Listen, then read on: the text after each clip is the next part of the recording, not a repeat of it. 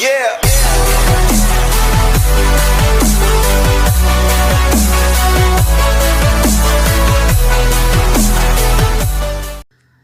So, I've been trying to get over my anxiety to actually come on and do a video. And believe it or not, I actually really badly suffer with anxiety. I'm fine if I'm on camera with someone else. If I'm on camera with someone else or on the phone with someone else, I'm fine. I can hold it together. I focus on everyone else instead. But when it comes to my own anxiety and doing videos on my own, like now, see, I hate the sight of myself. And to do these, you kind of have to look at yourself, and I don't like it. I really don't like it. But it needs to be done. And I'm encouraging the rest of the team to do their vlogs and to basically use this as an outlet for themselves. And I've been holding back doing it myself because of my own anxiety. And the thing is, so many people suffer with anxiety as well, where it does cripple them, where it does paralyse them, where they can't go out, they can't go anywhere, they can't talk to anyone. Some people freeze, some people can't even get out of bed. Some people don't leave the house for months. I've done that. I did that after I lost my daughter. I only left the house to go to contact, and I came home and I didn't leave my kid's room. Not just the house, I didn't leave my kid's room.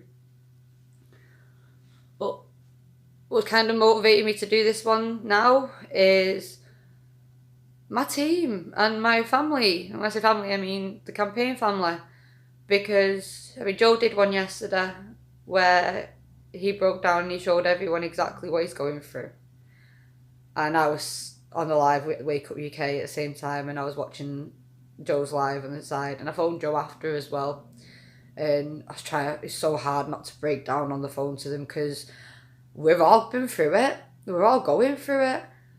We're all suffering silently on our own. Suffering silently. No one to talk to, no one to open up to, no one to understand, no one to just see the damage and the harm that's being done, being sat on their own. Sometimes silence is a bad thing. And I was just writing some notes down, and I realised one of the reasons, the main reason why I don't do lives, why I don't like doing one-on-one lives, why I don't like opening up myself and doing videos on my own. And it's because to do that, I have to mute everything around me. I have to turn TV off, turn radio off, turn music off, turn Facebook off, YouTube, everything. And then it's silence. Never used to be like this. You used to hear Liam running around and playing with his toys, trying to make funny jokes, wanting cuddles and kisses and wanting to play, wanting to bake cakes. I used to love baking cakes. I showed her Chris still laughing and giggling and crawling around. And I know that she's old enough to walk and talk now, and I know that she will be doing. But I'm stuck in that mindset of having a 3-year-old, who's now 6, but I'm still stuck with the mindset of having a 3-year-old little boy, and the mindset of having a 7-month-old little girl, even though she's 2, nearly 3. And that's because they're not here. I've never seen Christy when she was stable on her feet. I've seen her toddling around in contact centre, but not at home. I've never seen her walking properly. I've never heard her say anything other than Mama, Dada and Baha. And she'll be putting sentences together now. She'll have a voice.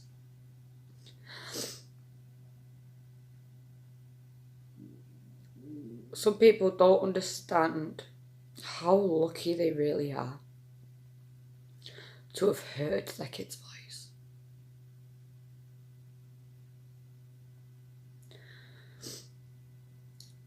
Some people don't understand how we're now, as parents, stuck with a life sentence of torture. Because that's what this is. This is torture. Having to do this is torture. Having to live like this is torture.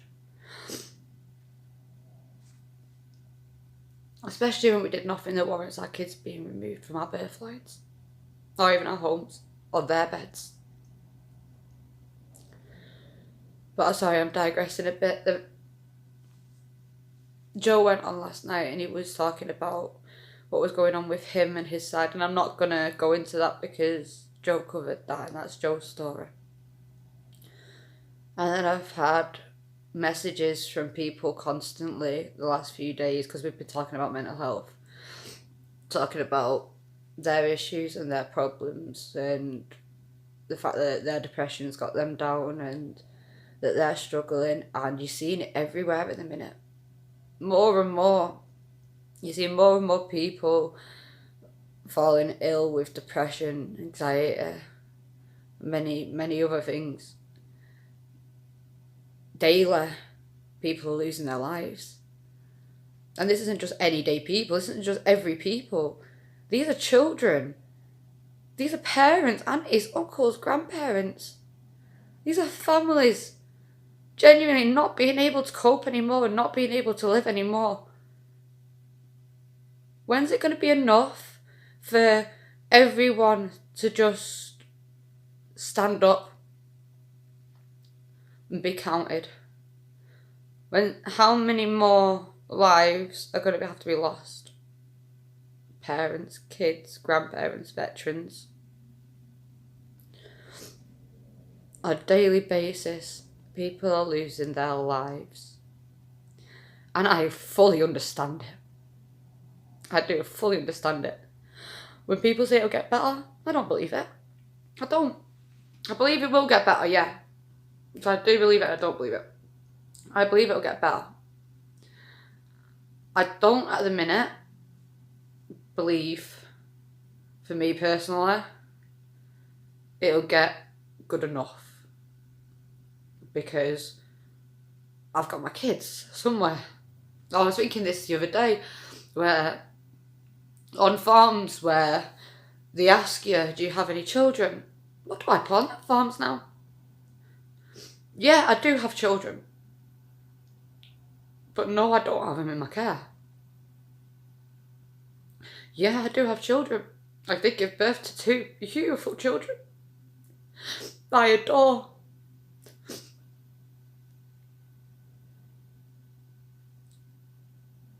But legally, I don't anymore.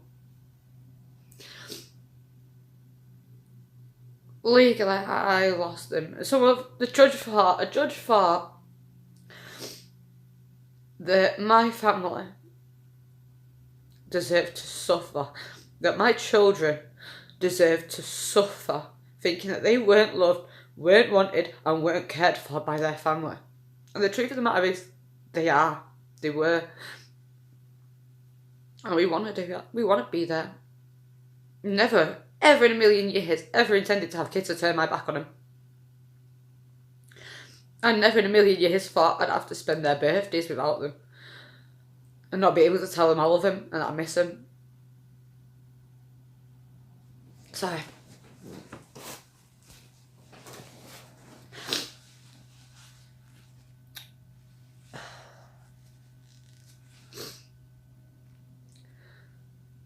The whole point of this is, well, we're all going through it. I don't know if there is a point to any of this. I don't.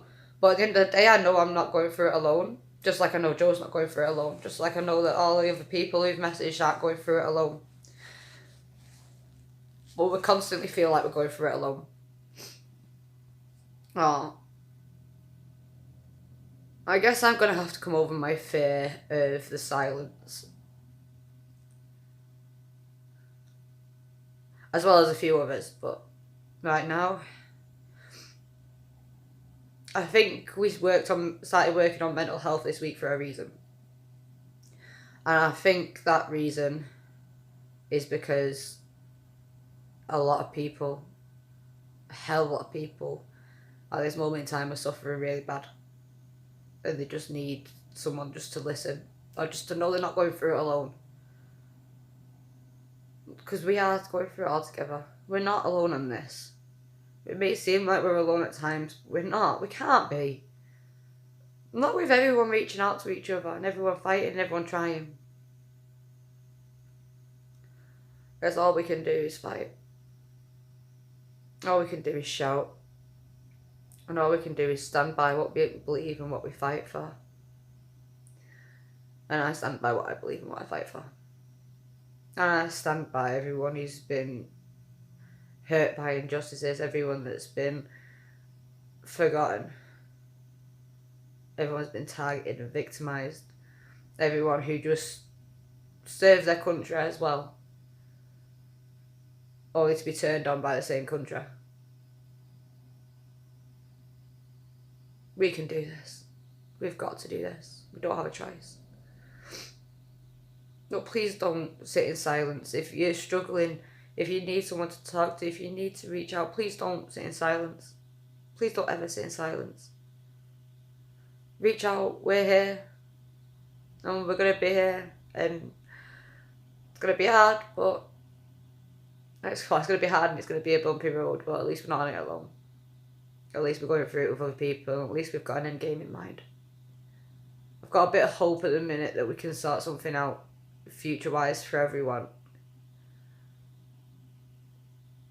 And see if it actually works. I hope you stick around for the journey anyway. Because if it turns out, it's going to be fucking amazing. It's going to be a whole new ball game. Bye, everyone.